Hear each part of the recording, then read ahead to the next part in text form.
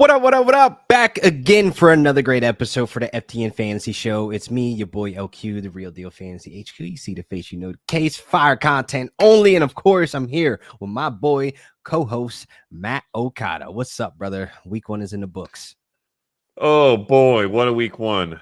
It was like exciting and disappointing at the same time. There were some great games. There were some weird fantasy performances. It's fantasy, man. It's crazy. Yeah. I mean, a lot of leagues. I'm looking at AJ Brown side-eyeing like, bro, you good? You good? But that's a perfect segue into our first segment. Will it happen again? Real or fake? Like, is this Fugazi? Is this the real deal? I mean, look, man, Javonte Williams kicked off Thursday Night Football. Cowboys, Eagles. This guy put up a 20-burger in his debut as a Cowboy. Now, Okada, I look to you because I don't know if this is real or fake, man. Like, what's going on?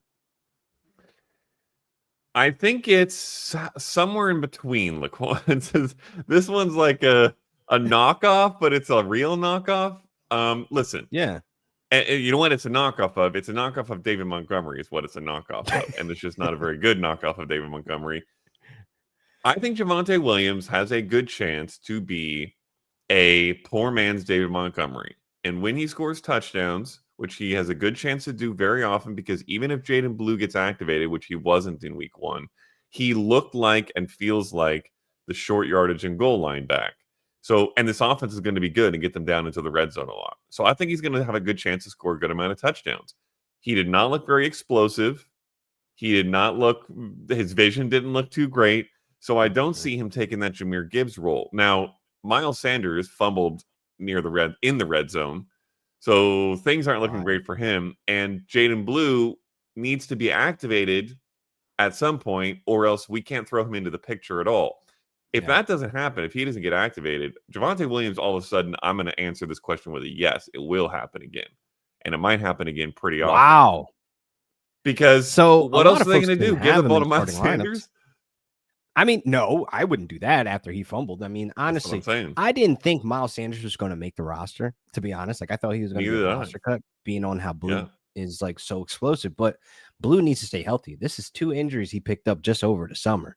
I think he wasn't activated for week one just based on he's probably still healing from the last preseason game. He injured his ankle. So I could see Blue eventually getting ramped up, taking some touches away from Javonte Williams, but I'm just scared for my life, Okada. Like, I legit was asking you, is this real or fake? Because I am a person who actually has a lot of Javonte Williams because we were taking that shot on him over the summer. Him being his ADP was outside the top 40 running backs. It was just kind of like, sure. I mean, like, I think folks should take this for what it is. Like, you're honestly looking at him as a flex option. Like, I'm not benching my running back 1 or 2 at any point in the season for Javonte Williams unless it's injury or buys. But I think folks should feel really good with him on the rosters. Now, I want to ask you about a Cleveland tight end, and it ain't David Njoku. Now, real or fake? Will this happen again with Harold Fannin Jr. putting up a top 6 tight end performance? And it's less about the fantasy points. It's the target share he generated. It's the usage that he was getting. Was it at elite usage at a 71% snap count behind a very well-established tight end 1 in David Njoku? Okada, should the fantasy streets be trusting this with Harold Fannin Jr. moving forward? Yes. It's going to happen again. It might happen again pretty often. There was a lot of talk when you were with the prospect Harold Fannin Jr. of, well, did he have the greatest production by a tight end ever in college football history only because he went to Bowling Green and his competition was nada? And these are tough questions. Like, it's the same sort of question people asked with Ashton Genty. He did not look as good in week 1.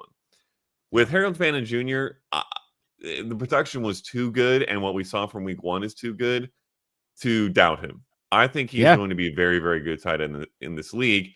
7 catches in week 1, Laquan. 1 other tight end in history as a rookie has had 7 or more catches in week 1. Wait, can I guess? And it was a guy named, do you know? Wait, no, I don't know. I want to guess. Okay, take a guess, but I bet you won't get it. Jason Witten? Nope. Go very recent. Like, very recent. No way. Brock Bowers? No, recenter. You're lying. Tell me, you're lying. Hold on. What? Tyler Warren. Get out of here. Tyler Warren and God. Harold Fannin Jr. both had 7 catches in week 1. Nobody else had ever done it. That's amazing. That's amazing. So Titans are on both the these board. 2 guys. Yeah, Ain't it both crazy? these 2 The guys. fantasy streets were crying, saying get rid of tight ends just like 2-3 years ago. And look at the last 2-3 years with these rookie tight ends. Like the year 3 breakout might not exist anymore. Guys are hitting the ground running. Wow. I think it should be noted, like the Gronk, Kelsey, Kittle, Andrews era, Year 3. those year tight 3. ends, they created a new future for tight ends because they basically changed the game to where they were all of a sudden the best weapon on their teams for many years. And whether it's the players who want to be like them or the colleges that want to use them or the NFL teams that want to develop tight ends to be like that, I think tight ends from now on are just going to be this much better early on immediately in their career. That is freaking awesome, man. As a fan of the tight end position, I'm glad they are back. I'm glad they're hitting the ground running. But now let's go to Buffalo. I got a question for you, man. Are you buying the Keon Coleman production in week 1? Because like he finished as the wide receiver 2. And like to me, I know how I feel about it, but I'm curious at where you're at with Keon Coleman. Is this real or fake? This is a tough one because if you look at the metrics that tell you if this will happen again, things like air yards and target share, it looks pretty dang good for Keon Coleman. He had a whole lot of air yards in week 1. Oh, yeah. But then you also have to look at context, and the Bills were playing this insane shootout with the Ravens back and forth. Josh Allen had to throw a ton, downfield a ton, and Keon Coleman had a great game. Yeah. I'm not 100% sold. I would call me like kind of sold, not even kind of sold. I'm now intrigued on Keon Coleman, whereas I was previously pretty much out on Keon Coleman. I was much bigger on Khalil Shakir, who I still like. Yeah. But I'm like a little bit intrigued about Keon Coleman now, and just a little bit intrigued. I'm not running him into a starting lineup immediately. I'm not, dropping or trading away my high-end wide receivers because I can throw Keon Coleman in as my wide receiver 1 now. None of that is the case. Good.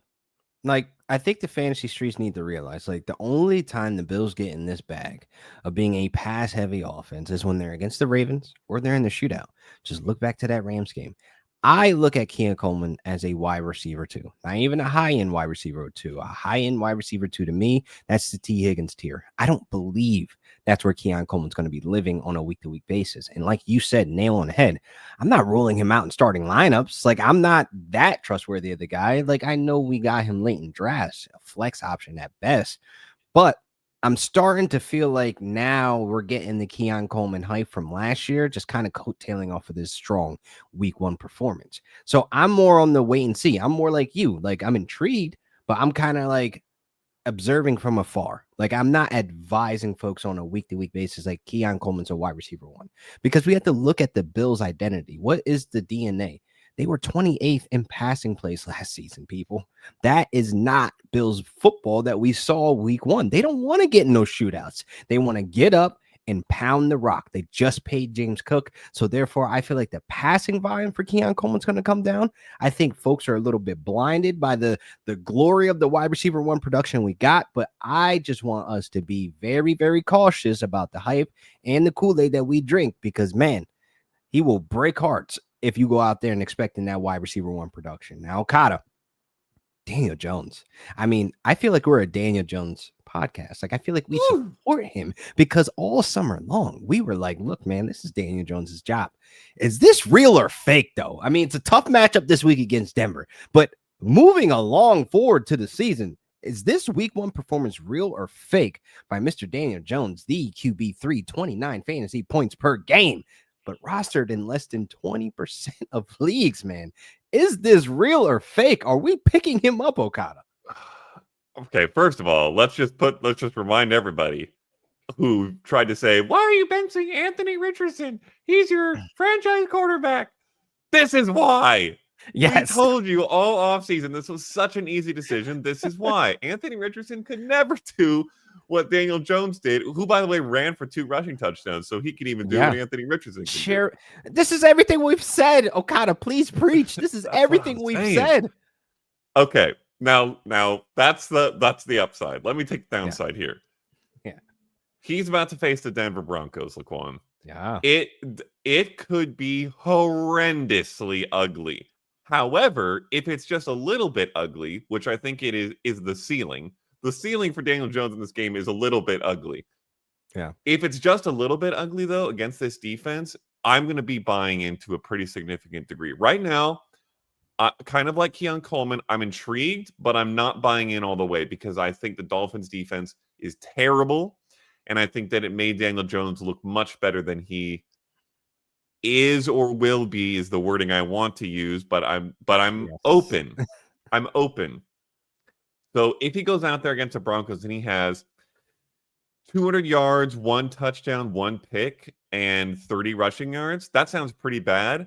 That's not that bad against the Broncos defense. I feel okay about that. And now I'm buying in on Daniel Jones. If he has 120 yards, 3 picks, a fumble, doesn't score any touchdowns, now I'm back at like, okay, the Dolphins defense made Daniel Jones look like that. He's not going to be that. Right now, I'd say he's like somewhere into the top 15 range, which is much better than where he was. Wow. But I'm not sold on QB1 yet. Listen, there's 2 things we can get from this game this week. It's either A, Daniel Jones is pretty freaking good, because if he finishes as a top 15 quarterback this season, I'm advising folks to go pick him up because this will be his strongest test, I think, for majority of the fantasy street seasons. So I think if he goes out there and puts up 17 fantasy points against the Denver Broncos, I'm picking him up off waivers. He is definitely going to be an option that I want to have on my roster. Now, if he goes out there and tanks, then that just tells us, hey, every single player that you have on your roster that is facing the Miami Dolphins defense, you better load them boys up because, boy, it's going to be fireworks, man. Oh, my God. I'm so happy to see Daniel Jones, though, being able to go out there and put on the show. But let's take a quick break, and we'll come back to some game previews, man, that we need to discuss. There's some storylines with some of these guys, so we will be right back. And we are back to get into some game previews, and obviously we're going to end the show with some Thursday night football predictions because, hey, we're recording on a Thursday, and we have no idea what the outcome of the game is. But last week we tried to have some fun and give us a little previews about the Dak situation, about George Pickens and how they were going to do, but we'll rewind back to see how that went. But tonight we got Commanders, Packers. It should be a great one, but we'll get to that at the end. But right now, the first game that we're going to talk about, there's some news with the 49ers. And yes, I said the 49ers. We all know I'm a Rams fan. I'm just saying, man, I can't respect those guys. I don't respect their fans, but we got the 49ers versus Saints. Brock Purdy out for 2 to 5 weeks. Mac Jones gets the start. Is he going to be able to keep the momentum with Ricky Pearsall with that strong week 1 performance, Okada? Like, that's the biggest question that some folks are fearful of having Ricky Pearsall in starting lineups this week. This seems like it should be a difficult question, Laquan. It is not. The answer is yes, absolutely. First of all, Mac Jones is playing for Kyle Shanahan, which is like, it just feels like the best marriage in the history of the game. He just feels like such a Kyle Shanahan quarterback. But if you're concerned about his wide receiver 1, might I point you to last year when he was playing not for Kyle Shanahan, but for a questionable Jaguars offense. And he joined in at the end of the year to replace Trevor Mid-Lawrence. And this is what he did for... Yeah, he should be maybe even a little lower than that right now. I need to make an extension at the bottom. Yeah. This is what he did for Brian Thomas Jr. Okay? Brian Thomas Jr. in the first game with Mac Jones. So all of a sudden, Mac Jones had to show up. He did nothing. Okay? Both of them did nothing. It was not great. But the remaining 7 games of the season, so almost half the season, this is Brian Thomas Jr.'s full season pace with Mac Jones at quarterback. 121 catches, 1,639 yards, 12.1 touchdowns. Wow. That's my only reaction. Wow. Yeah. It was really when Brian Thomas Jr. broke out. And he was the only wide receiver option there, which is a big reason why. Ricky Pearsall is kind of the only wide receiver option for the 49ers right now. And they don't even have George Kittle. So it's really just Ricky Pearsall and Christian McCaffrey. I'm absolutely starting both those guys, expecting top-tier performances. That is amazing to hear because, wow, my man was on pace to break records because Facts. Trevor Lawrence couldn't get the job done. But I will save Trevor Lawrence for another day. He knows who he is at the end of the day. But on the other side of that, man, my guy, Juwan Johnson. I mean, we talked a little bit about him over the summer. I had the privilege to text Jameis Winston to ask him about what stood out about his game and exactly what Winston was speaking about. He's essentially a big wide receiver, his ability to create the separation. I mean, honestly, he is a matchup nightmare for all defenders, and he goes out there week one and puts on the show. My God. Juwan Johnson, do you feel like picking him up off the waiver wires and slotting him into starting lineups? Because I think he brings a nice little floor, being that he shows his importance in that Saints offense, Okada. Yeah. I had Brenton Strange, Juwan Johnson, and Harold Fannin Jr. as the top 3 tight end waiver pickups. The 3 guys you want to go out and try to get if you had George Kittle, who is, by the way, on IR now, if you weren't paying attention. Real rough. Huge blow. For all of us George Kittle truthers. Those are the top 3. And to me, Johnson and Brenton Strange were kind of even at the top. So basically, he was the top of my options to replace George Kittle or to pick up if you needed a tight end for any reason. I absolutely think Juwan Johnson is going to be good rest of season. They have Chris Olave over there, who has not had an excellent track record of staying healthy. And they have Rashid Shaheed as a downfield guy, but he's not going to be a high target guy. So that means Juwan Johnson is basically like the 1B, could end up being the one in general at some point. Obviously, Kamara is going to get some catches, but this offense is going to be bad. They're going to have to throw a lot, and Juwan Johnson is going to catch a lot of those passes. So I think maybe top 12 tight end rest of season, Laquan.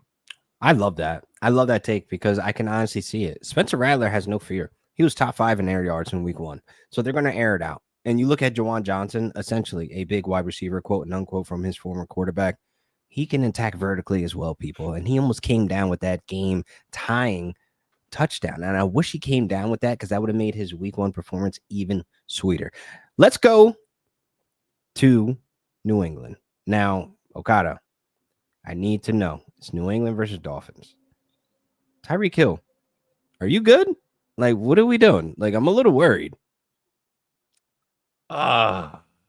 First of all, I don't know if Tyreek Hill is good.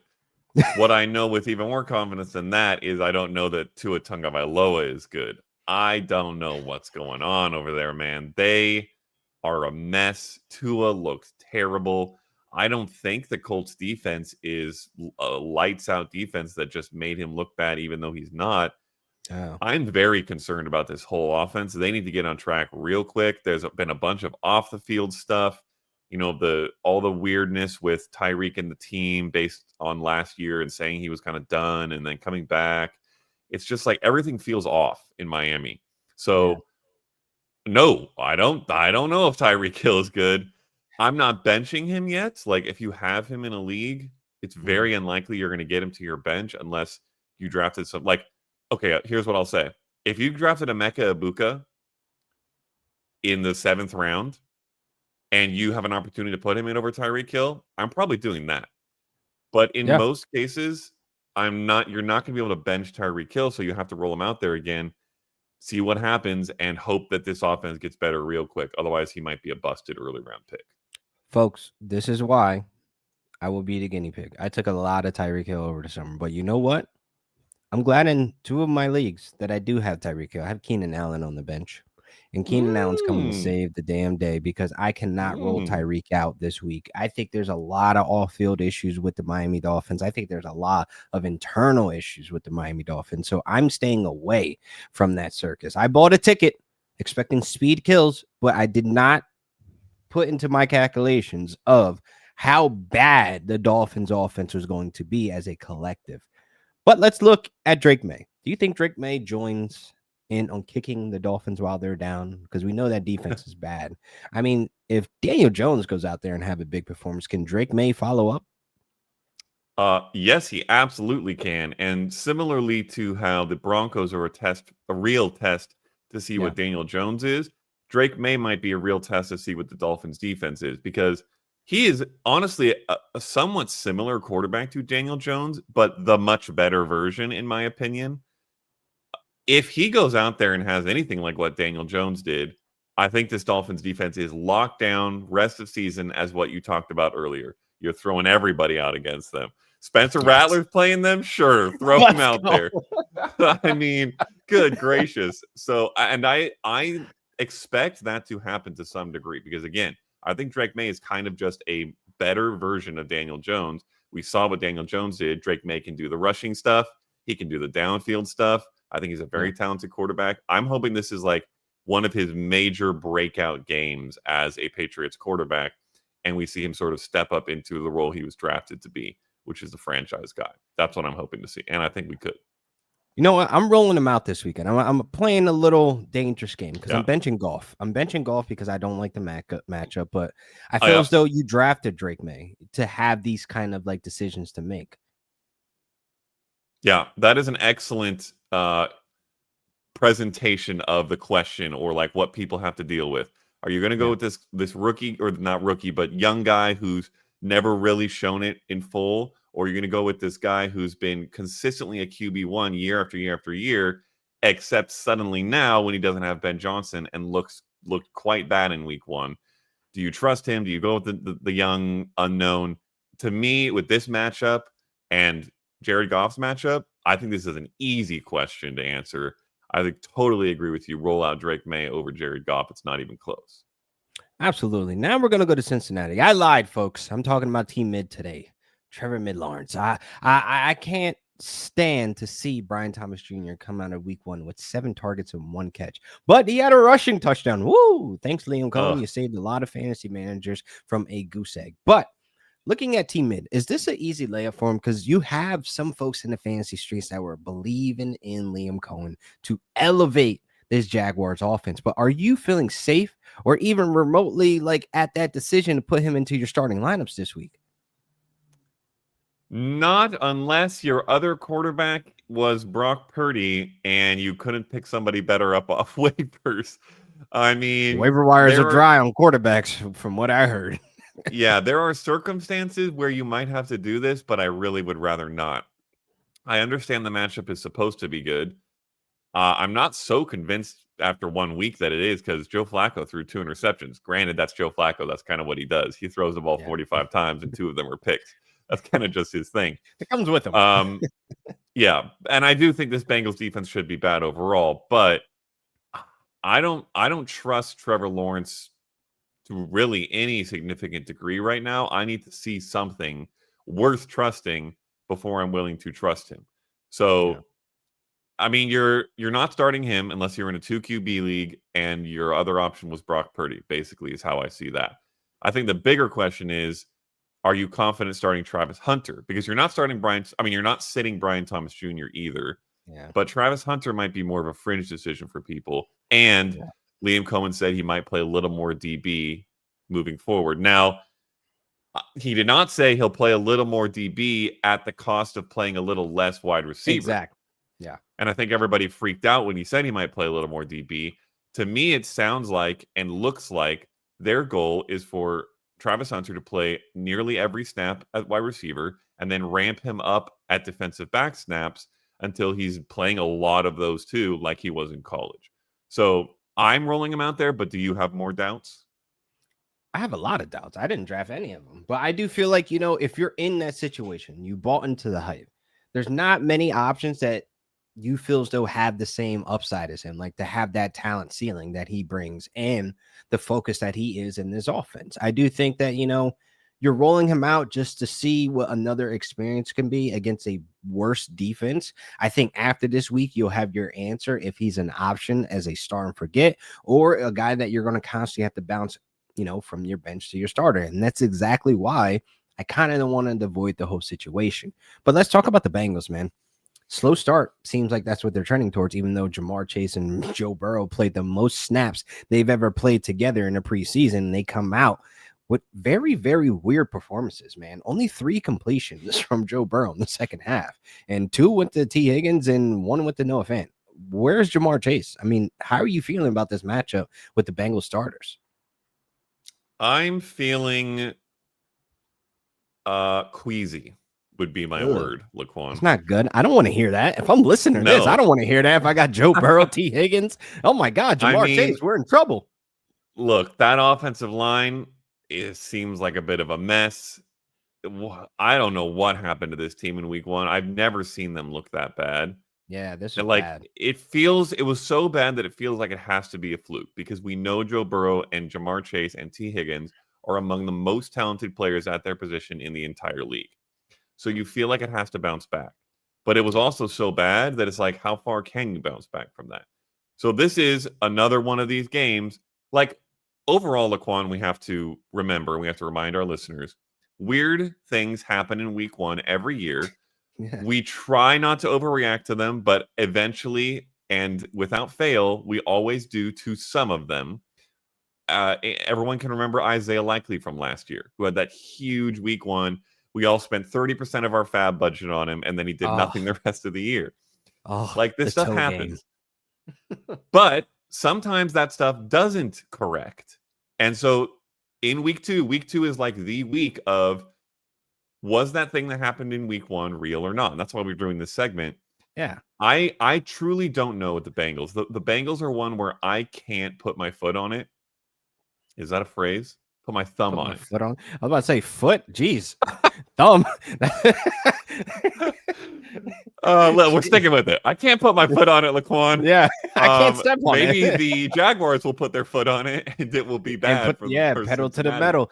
Because I do think there is some certainty of, like, they'll bounce back. You know, it's the Bengals. But then there's the concern of, like, they do have slow starts within the first 3 weeks. I think after a month of football, this will be looked in the past. But some folks that are heavily invested with some of the Bengals offensive starters, this does not sound good, does not feel good. After this week, I might hit the panic button on the T. Higgins. I might have to start looking at better options to have that higher ceiling and my flex options. Like a league that I have Jamar Chase and RJ Harvey this week, I am rolling out RJ Harvey because I need that high ceiling. I need that fireworks. I need that security that, hey, I have a guy that can make up for a guy that I'm having in another position that may be having this slow start. That's just my 2 cents on it.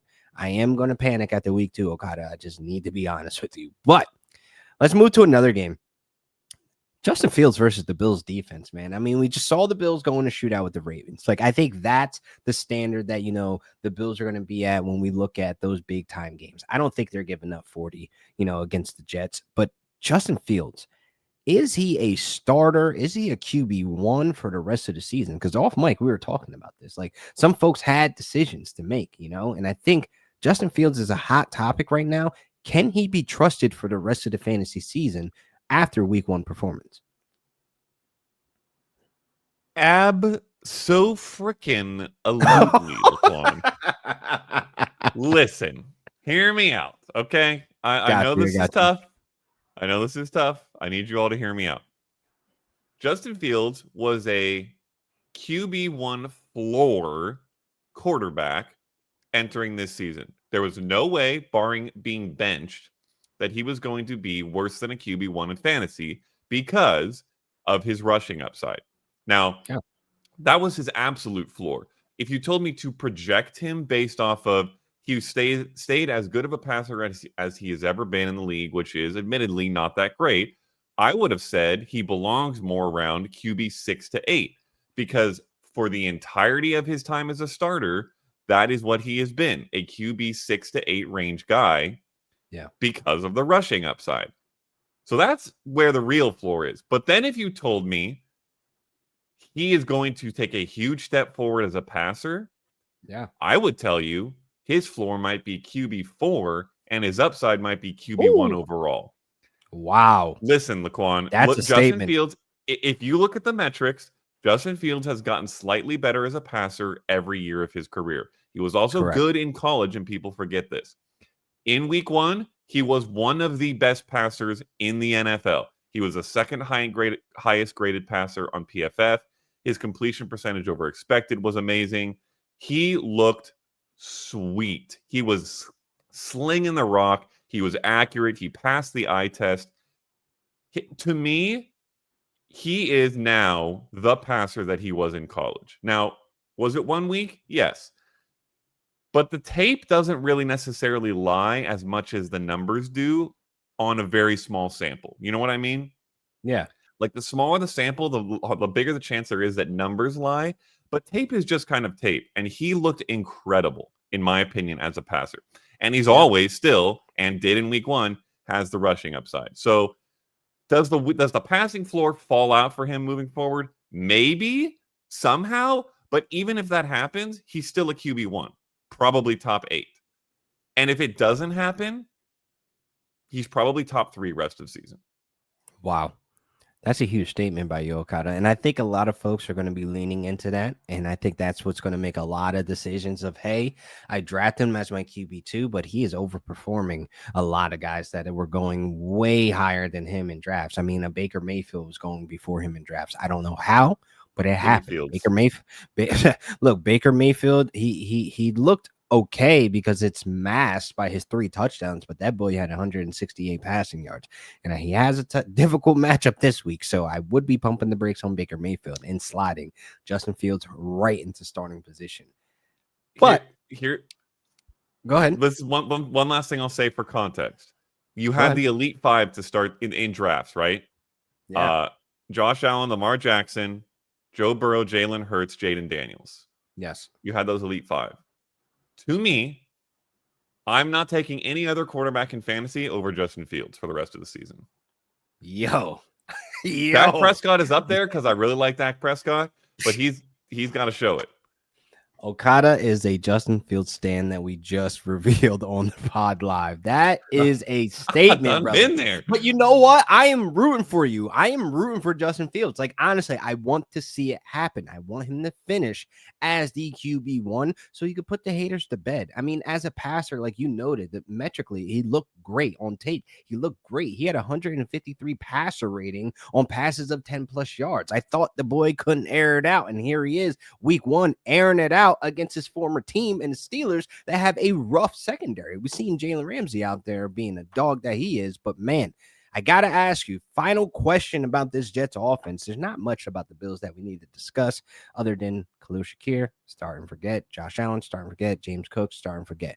I want to ask you about Breece Hall, Breece Lightning, because Breece Lightning was lighting it up. 6.9 yards per carry of bouncing outside the tackles, folks. That was amazing to see him get back to form of a little bit of what we saw his rookie year. But will he keep the same energy in week 2? Another tough one, because for a lot of the offseason, we were talking about Braylon Allen and what he could bring to this offense, and the fact that the team wanted to use him as a David Montgomery to Breece Hall's Gibbs. But in week 1, we really didn't see that. We just saw Breece Hall be the guy for basically the entirety of the game. I am not yet willing to consider him a top 5 running back because I'm not yet willing to lock in that Braylon Allen's not going to see more work. However, I am willing to shift my expectations on both these guys because the way things had sounded, I was starting to view them like almost in the same tier in drafts, and that's just not the case anymore. It's like Gibbs and Montgomery levels of separation, but moved down maybe a couple rounds is how I would look at it now. So Breece Hall to me, looking like a very solid RB2, could be better if he just does hold this kind of opportunity share. But keep an eye on Braylon Allen because I do still think he'll step up to some degree. Yeah, there's a lot of folks out there, and actually Manti Te'o being one of them this morning asking me, does he drop Braylon Allen? But I'm like, who are you picking up? You know, like I need to know who you're picking up if you're going to drop Braylon Allen, because I think we're like really jumping the gun right now. I want to see how this backfield develops after a month of football. That's where I'll make my ultimate decision on Braylon Allen and my expectations for Breece Hall after 1 month of football. That is in week 5. I do feel like now that's just how kind of that game went in week 1. It was a high scoring game. It was a lot on the line. It was the double revenge game. Breece Hall was just actually playing a really, really good game. So it might have been a hot hand situation, but who knows what that looks like moving forward. So I'm not jumping the gun on Braylon Allen. Okada, this has been a great pod. I think we ironed out all the important games. And of course, obviously, we're going to be on the fantasy streets tweeting away all weekend long about some of these players and games. So you guys can definitely tap into our socials at Real Deal Fantasy and at Matt Okada. So, Okada, any closing statements? Go trade for Justin Fields, or if you have the glorious opportunity to pick him up off waivers, do what it you do immediately. Yeah. In a lot of leagues, you do. If he's out there, oh my goodness, you can DM me on Twitter to ask me who you should drop, but I would be willing to drop a lot of people to pick up. This guy's dropping the entire league for Justin Fields, man. He would drop 3 players if he had to for Justin Fields. Oh my God, that's awesome, man. We are rooting for Justin Fields. Good luck, guys and gals, in week 2, man. Light it up, man. Let's go into week 3, 2-0. That is obviously what we want for everybody that has listened to the FTN Fantasy Show. Please make sure you guys are liking, subscribing, and make sure you hit that download button twice, man, because you want to hear this fire content each and every week, getting you guys prepared for your lineups for week 3. See you guys next week.